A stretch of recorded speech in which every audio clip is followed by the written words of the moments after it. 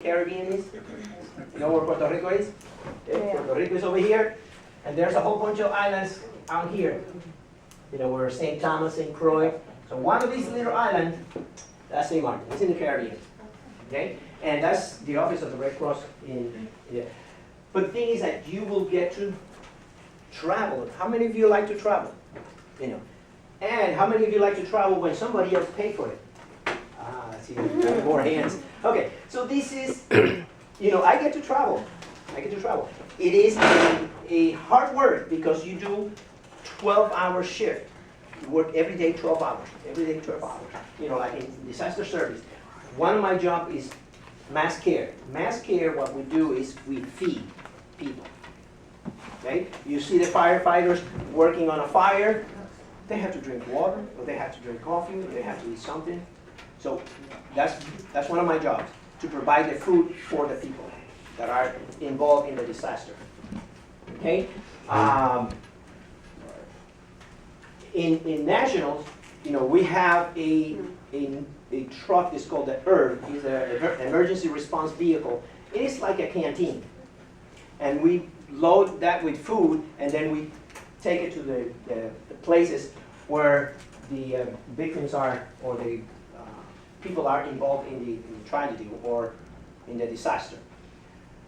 We provide food for them and other essentials. There are sometimes that we have to provide cleaning supplies because of floods.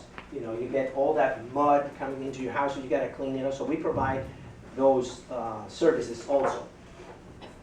Open shelters, like we did here in town. We have a group of people that come from, as a matter of fact, there were only 2 of us from Manchester. All the others were from Bolton, West Hartford, Wethersfield, Canton, South Windsor. They came to help. Okay? It is a neat opportunity, you know, especially if you can go on national. Okay? If you can go on national, it is an incredible opportunity because we think that we have it bad here. Sometimes, you know, we can pay the rent, or we can buy the I-6 that is coming up this week. But then when you go to when you go to these places where the people are really in jeopardy, they don't even have anything to eat, and you are the person that provides food for them. You know, it's a great feeling. And they will let you know. They will let you know that they are grateful for what you're doing. And you're not looking for any, I'm so good, I'm so good. No.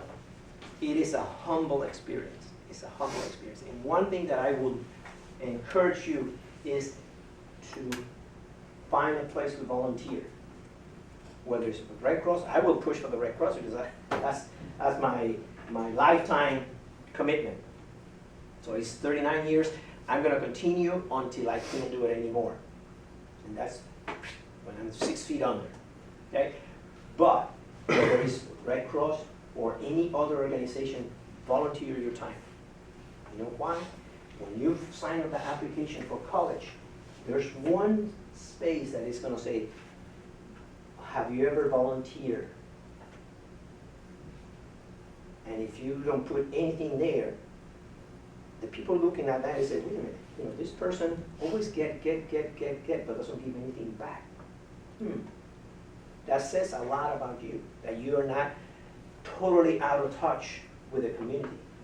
But when they see that, or you volunteer with the Red Cross, or you volunteer with the museum, or you volunteer with whatever, the more places you volunteer, they say, this is a very round person that has commitment with the community, have commitment with the school, have commitment with the family, commitment with the church, whatever.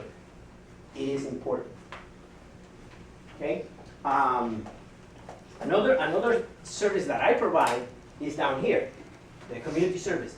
I'm a water safety instructor, lifeguard instructor, first aid CPR, AED instructor. So I teach, as a matter of fact, this afternoon I have to go and then do a CPR training in Hartford, okay? I have had an incredible ride with the Red Cross.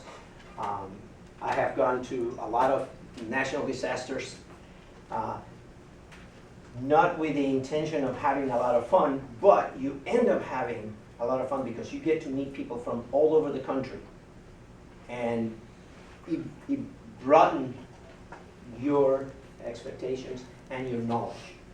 Okay? Now, if you have any question for me, let me open, and I'll try to answer. If not, then I'll figure it out and get it for you. Yes? What do you dislike about your job? Pardon me? What do you dislike about your job? What do I dislike about my job? They're calling at 2 in the morning. Oh, you know, like sometimes, you know, I hear the phone ringing and I say, oh, no, because I know, you know, it rings at 2 in the morning. I know it's not any of my kids or any of my friends, so I know it's the Red Cross in the middle of winter. But then I go back, you know, I'm in a warm house. Those people are freezing out there. So you just get back up and go. But that's a good question. Anybody else?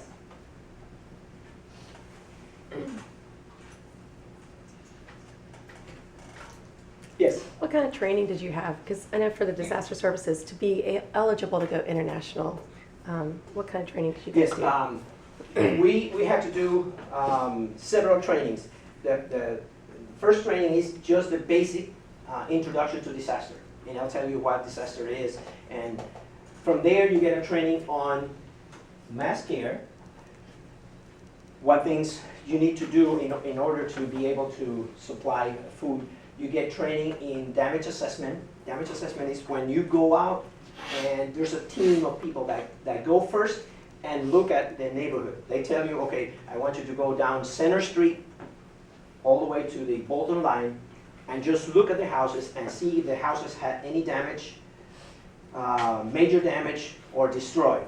We don't go inside the house, we just look at the house and see, and whatever we see, we just write it down. That information will go to the next team that will go in, assess the family needs. And from there, it goes to the family center, and they will continue helping those people. So those are training that we take. We take trainings on first aid, we take training on CPR. All those trainings are free.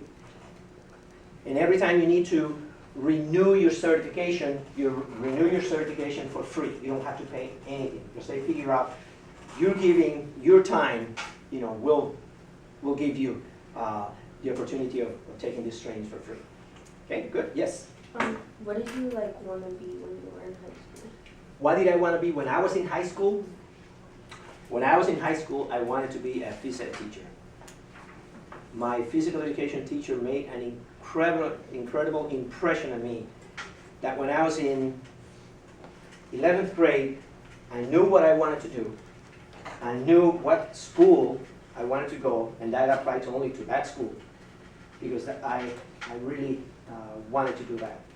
And that's what that's what I've been for the past 40 years. Good question. Anybody else? Yes? Do you have to have a certain degree or a certain background to volunteer? No. No. Okay. Red Cross, all you need to do is say, I want to volunteer. And they will take whatever time you have. If you can volunteer 1 hour, we'll take 1 hour. If you can volunteer 1 day, we'll take 1 day. Okay? It's whatever you can. Hopefully, you will get excited about being a volunteer, and then you shuffle your time and move. You know, if you are after something that you like, you'll move any mountain. Now, those of you that are going after a particular girl, you move and you do anything just to find that girl. And the girl is the same thing. If you like a guy, you do whatever you have to do in order to entice him to, hey, look this way. Okay? So when you volunteer and you find something that you like to do, you do whatever and you shuffle your time Because how many hours